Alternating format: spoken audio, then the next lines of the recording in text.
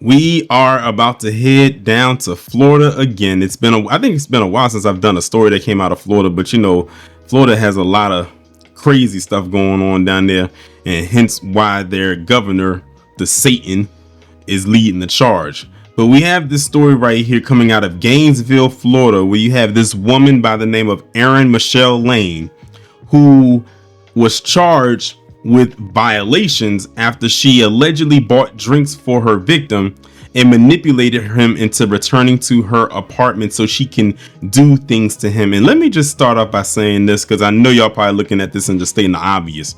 This woman looks like she's on that stuff. Like, I can see it all in her face. I bet you she has meth mouth. I just had to get that out there. Let me go and get ahead and get to the story. Eryn Michelle Lane, age 25, and that is a haggard 25. I'm telling you, she's on that stuff. It's aging her. Like, this is 25, y'all. If I wouldn't have told y'all her age, y'all would have thought she was way older than that. She looks like she's near 40 or in her 40s. Was arrested yesterday and charged with SA after allegedly buying drinks for a man and manipulating him into returning to her apartment. The victim told Alachua, forgive me if I'm mispronouncing that, County Sheriff's Detective, that he was friends with Lane at the time of the incident, and he was aware that Lane was interested in a romantic and sexual relationship with him. But he had made it clear that he was not attracted to her and had no intention of being romantic with her.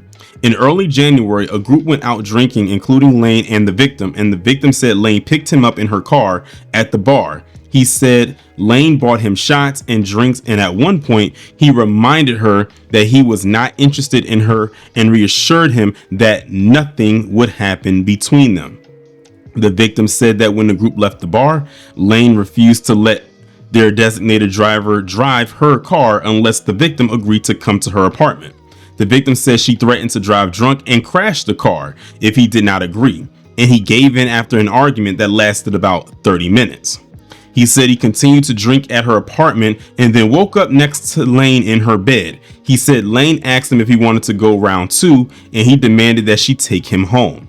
Several witnesses corroborated the victim's account of the evening, and one friend and one ex-boyfriend reportedly said that Lane is a, quote, pathological liar. Post Miranda, Lane reportedly confirmed that she had intercourse with the victim but said he initiated it. She said she told him he was too drunk, but he insisted, which reportedly contradicted her statements and to other friends immediately after the incident. She initially denied buying drinks for the victim, but later changed her answer when confronted with statements from other witnesses. She says she wanted the victim to come back to her apartment for his safety and that everyone involved was, quote, conspiring against her, and this is why her statement is different than everyone else's. So this woman is just like all over the place. Like, she knows exactly what she did, but she's not taking any accountability for what she did. She, in her mind, thinks she did nothing wrong.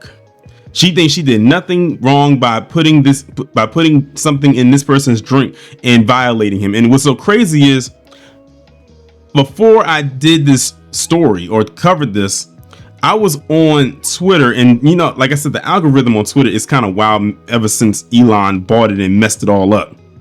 And I was scrolling through, and there was this woman. I'm assuming that it was a woman because, you know, on Twitter anybody can be of what they want, but it was a person with a female profile picture. They asked the question, can men actually be violated? Of course, you know, she's the actual word. I didn't even click on that, but it had a lot of responses, and I'm sure there was people that said yes, men can, and I'm sure there was some on there saying no, they can't.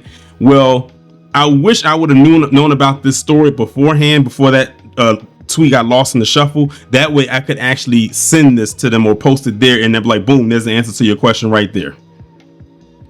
But the fact that they have to even ask that, and that's the thing right there, and I think that's another reason I'm doing this story, is because there are so many stories out there, believe it or not, of men or even young boys being violated. I mean, look at how many stories are out there of these teachers messing with their young male minor students. Going back to Mary Kay Letourneau, probably some even before her, even the ones that are just coming out the woodwork even to this day. Don't believe me? Look at my Patreon. And speaking of shameless plug, make sure you subscribe to the Patreon if you haven't done so already for those type of videos. The detective determined there was probable cause that Lane and the victim had intercourse without the victim's consent, and she had been charged with sexual assault. Lane has no criminal history, and Judge Susan Miller Jones ordered her held without bail. Good, because I'm thinking, they was going to use the whole thing of her not having a criminal history and then he would let her have a bail. I'm glad that, shout out to the judge for not letting her get a bail.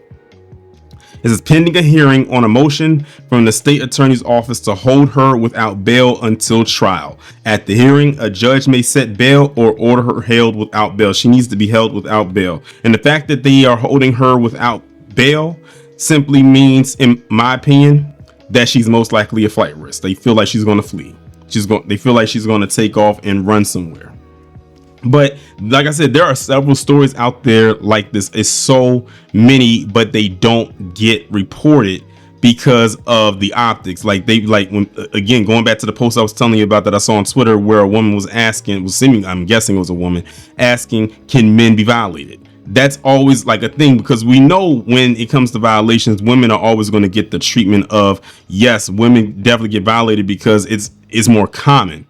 But through the cracks of that commonality, there are males, both grown men and young boys and minors, who have been violated by grown people or adults. And hence this story right here. This woman literally lied to this man to get him to come back to her apartment and sleep with her, because he knew he wasn't attracted to her. And she probably knew that he wasn't attracted to her, but she wanted something so bad that that's the lengths in which she went to get it. So hopefully they throw the book at her. I'm not going to hold my breath if they don't, because the thing about it is, a lot of the times when it comes to women, and this is where the double standard comes in, is a lot of times they'll get a slap on the wrist. I want to see if this woman will even at least end up on a sex offenders list, at the very least. If they don't throw the book at her, will she end up on that list? Because that's another thing they'll let them slip by with. I keep telling people, if you look at the FBI crime stats under the gender and under assault, in that way, I'm willing to bet that the numbers are very, very skewed for the women, because they don't get they don't get proper consequence like if it was a man that was doing it. I bet you if every woman who has done something like this or done any type of violations against anybody, whether it's a grown man or even a child, and it doesn't even matter the gender, because they could do the same gender. I bet you if they properly gave them the consequences that they deserve, those numbers for under women who do stuff like this would be way higher than what it is. But y'all let me know what y'all think about this down in the comments, and I will talk to you in the next one.